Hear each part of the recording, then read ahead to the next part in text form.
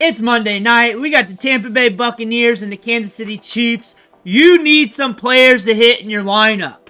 Who are those guys? Drop that in the comments below right now, and we'll drop the rally caps for you. We'll give you some good luck, that good juju, even though Juju's not going to be in on this game. But we're going to deep dive this contest. We're going to look at the must starts, sneaky starts, guys you don't want to start, guys you want to send to the moon, everything else, going over the advanced analytics. Most of the starts you already got played out because you played most of the guys on Sunday and Thursday. You played most of your team. You don't have many more decisions to make. You're just hoping.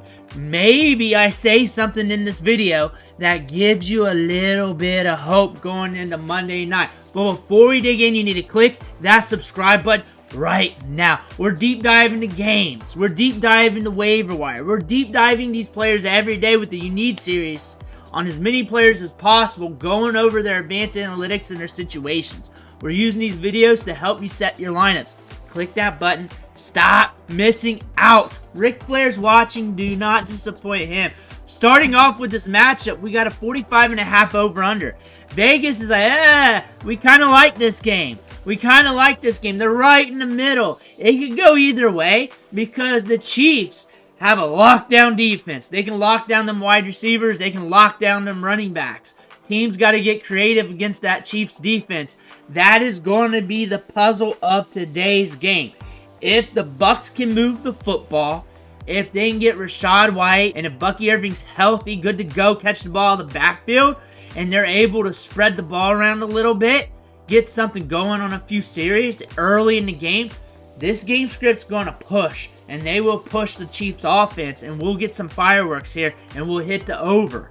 However, that Chiefs defense is locked down, and the Bucs can't figure out that puzzle early in this game, then we got to wait for the witching hour, the back end of the third quarter, the whole fourth quarter, to see if we can get some garbage time points out of this matchup.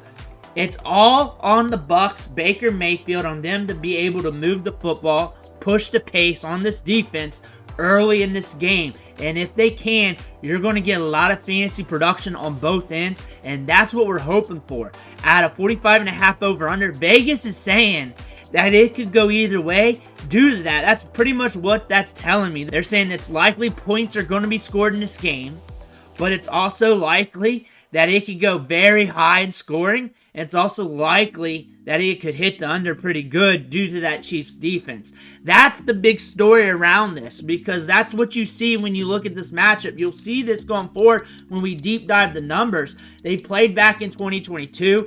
It hit the over pretty good. Over 50 points total. It hit the over pretty good, even though that's a couple years ago. That's been some time. These are totally different teams. It hit the over pretty good. That's something to look at here. This is a little bit different. Could be scaled down a bit. But again, this is a puzzle the Bucs could potentially figure out in the first quarter and a half. And we're looking at both these quarterbacks, Baker Mayfield, Patrick Mahomes. These are two guys you're thinking about starting this week. Patrick Mahomes isn't always a must start. He's been up and down all season due to the volume of the offense. Baker Mayfield's been in some shootouts. Like I said, if they can figure out that puzzle early, at least for a series or a few plays and a couple series, then this game could ignite on both ends. There's an okay probability that happens. It's about 50-50. The other probability is this Chiefs defense makes this dirty and it's a gritty game. It's low scoring. It's passive for fantasy production. And it could go either way. When you're looking at this matchup, you're probably starting one of these quarterbacks if you have to. If you didn't have anybody on Sunday, you're probably looking at these quarterbacks and saying, this is the matchup. The 45.5 over-under is high enough for me to look at. These quarterbacks got enough volume to them. Patrick Mahomes is very efficient. If you're going to start Patrick Mahomes, and a matchup like this is very beneficial for him. Looking at the running backs here for the Tampa Bay Buccaneers. Bucky Irving's questionable. That's all on him. We do not know if his workload would be reduced if he just plays or not. So we're throwing that out the window. So if that happens, we can't control it. We can't control it. I'm not going to guess because I have no idea. I'm not hanging out with them.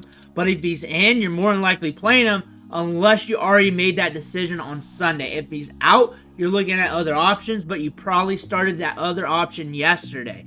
If he's out, look for Sean Tucker to get extra work. However, against this Chiefs defense, they're locked down against the run. I do not expect this rushing attack to bust wide open. I could see one of these running backs scoring a touchdown. However, where money could be made in this game for these running backs is in the passing game. We're looking at Rachaad White. He's the healthy running back who's used the most in the passing game. Bucky Irving's not healthy right now. He's questionable.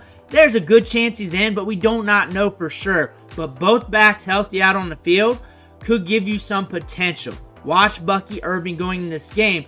But how they got the potential is in the passing game, teams like to get creative against the Chiefs defense. We saw that week 1 with the Baltimore Ravens. We're seeing that with the running backs down here. The backs are catching the ball out of the backfield are the ones scoring points. You got Justice Hill, Alvin Kamara. Bijan got a little bit of extra work. He got 20 yards receiving off 2 catches, but he has that threat to him.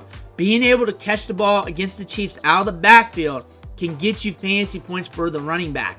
That being said, Rachaad White, Bucky Irving can still tread it pretty good. They are locked down against running backs. They have not allowed a 100-yard rusher yet this season. But that being said, they do not need to rush for 100 yards to be productive for fantasy. They just need to catch the ball in the backfield. Sean Tucker, if Bucky Irvin's out, expect him to get some grinder yards between the tackles. Those short distance carries, 3rd and short, 4th and short, goal line work. Expect it to be gritty and nasty. If he falls in the end zone, that's where you're going to get the fantasy production.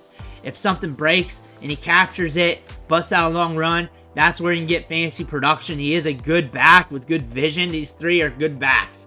They got a 3-headed monster here. And they got a game plan for 3 running backs. That's what they got to do, especially with Bucky Irving with the Q. That being said, there's a possibility for these running backs. And if Rachaad White or Bucky Irving can break one loose in the passing game or 2 and be dynamic there, that can fuel this game script. It's on these running backs to get it in the passing game to help them out, because we're looking at the wide receivers here for the Tampa Bay Buccaneers. Jalen McMillan's questionable with a hamstring. We do not know how much he's going to be impacted. Same with Sterling Shepard. So there's a chance we're out one of these 2 wide receivers, or maybe even both. So we're watching them right now. I can't say either one could be on a reduced role due to that, or it could be just them getting gassed out there and it doesn't even matter and they're playing. We don't know. Jalen McMillan was running most of the routes last week. Trey Palmer's deep ball city. So he can surprise you with a couple deep targets. He's got the talent. Another player to look at is Rakim Jarrett. The thing is, against the Chiefs, teams have to get a little bit creative in the passing game. They will lock down your number 1. They will lock down the outside, and you got to get creative with it. You got to go to your second tight end. You got to go to your running backs.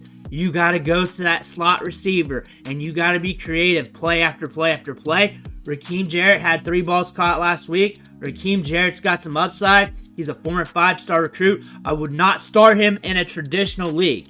However, if you want to get a little frisky in DFS, if you're in a deep tournament, you want to get a little frisky with it, if you got 50 lineups out there, you better have a few with some Rakim Jarrett in it. He's cheap anyways. He's going to help you just build out the rest of that lineup. And that's for tournaments, not cash. If you do not understand what I'm talking about, just not listen to that part. However, when you look at this passing game, the Bucs do have to be creative. Somebody's got to bust loose. And Jalen McMillan's questionable. Sterling Shepard is also questionable in this matchup. Wide receivers can score on the Chiefs. Jacoby Myers, 17.2 PPR fantasy points. Volume. Rashid Shaheed, deep balls. Ladd McConkey out of the slot. Drake London, Yoshi, Zay Flowers. But they're bend, but don't break. So the odds are we're not going to see a 20 spot from a wide receiver, but you might get like 12 to 15 from one of them. If Jalen McMillan's healthy, run routes, he might get enough volume. However, it's going to be a risky start because he's questionable and it's against the Chiefs. Same with Trey Palmer. These are gamble decisions. We're looking at Cade Otton. This is a good matchup for him. This is a good matchup for him. And I see this as a boom-bust play due to how the Chiefs can be locked down. But stud tight ends tend to go off against them. Cade Otton, when it comes to production, can be grouped with those guys. Brock Bowers got you 10. George Kittle got you 15. Isaiah Likely, that first game, got you 26 points. Gesicki got you 16. And then on the low end, 4 points by Disley, 7 points by Pitts, 9 points by Moreau. That being said, they got some upside here. He's getting a lot of volume. We got to score that touchdown to really hit the upside. But we're going to get a lot of those short targets in this game, especially at that 18% target share, because the wide receivers are going to be locked down. Mainly why you're seeing so many tight ends hit against the Chiefs is because they're locking down the wide receivers so much. That is another indicator, if you haven't been watching Chiefs games, that teams have to be creative against them. That being said, he's going to get targets. The running backs are going to get work. Maybe a guy like Rakim, Jarrett, or somebody else might get a few extra targets, a few extra routes ran in this game, because you do have to be creative against this team, and maybe they move around their wide receivers a little bit more. Maybe since they got Mike Evans and Chris Godwin out, they have to be creative anyways, and that just hurts the looks of the Chiefs and something busts. Maybe that happens, but you do have to be creative against this defense. Looking at the Chiefs running backs, we got Kareem Hunt, and he's going to volume into fantasy points. It could be 10, it could be 8, it could be 12. I do not expect him to really go off, but the Bucs are a little bit above average when it comes to allowing fantasy points to running backs. However, the stud running backs have been hitting hard against them. Running backs around that Kareem Hunt level in fantasy are doing okay. So expect okay fantasy production out of him. However, lately, look at his last 3 games. 3.8 yards per carry, 3.5, 2.8. It's starting to trend down. It is just starting to go down. And that might be an effect here in this matchup. And that might lock him down a little bit. But if that does happen, that creates a pass funnel in this game, which will create more fantasy production for the rest of the players. But I look for volume to get you some fantasy production. If we can cross the goal line, we can get a little bit more. You're looking at these wide receivers, and it's getting dicey for the Chiefs here. You got Xavier Worthy. He's up and down. He's up and down. You're scared to start him, and you're scared not to start him. He's that type of player, and that makes sense. But the Bucs will break the wide receivers. These last 2 weeks, Rashad Bateman and Darnell Mooney both hit. Deep ball city, targets downfield. Drake London hit against them. Amon-Ra hit against them. Stud wide receivers will hit against them. On top of that, you'll see some ancillary wide receivers do some things against them because they're in these shootouts. And this game becomes a shootout. You're going to see both these wide receivers do something. Of course, Justin Watson has been in on like 70% of snaps. He's not pictured, but he's healthy. He could be a sneaky play. This could be that Justin Watson game where you throw him into your daily fantasy football lineup, pray to the gods, and he splashes on you because he gets a deep average depth of target. He's done that his whole time there with the Kansas City Chiefs. He could surprise you. Mecole Hardman's been in the offense for a bit. He could surprise you. You could see some surprises due to this. DeAndre Hopkins, look for him to ramp up a little bit. Look for him to start getting more targets. Look for him to get that Rashee Rice roll because they have to. By default, they have to start doing that, especially if this game script gets pushed. And if it does, he might be getting more targets than expected. Xavier Worthy can pop one on you in any minute. He's boom bust. If you ask whether to start him or not, you're just asking whether or not you want to take the gamble. So if you want to take the gamble, just fucking do it. Just fucking do it. Now you're looking at Travis Kelce here. You're starting him because you should not have a second tight end if you got Travis Kelce. You spent this much draft capital on him.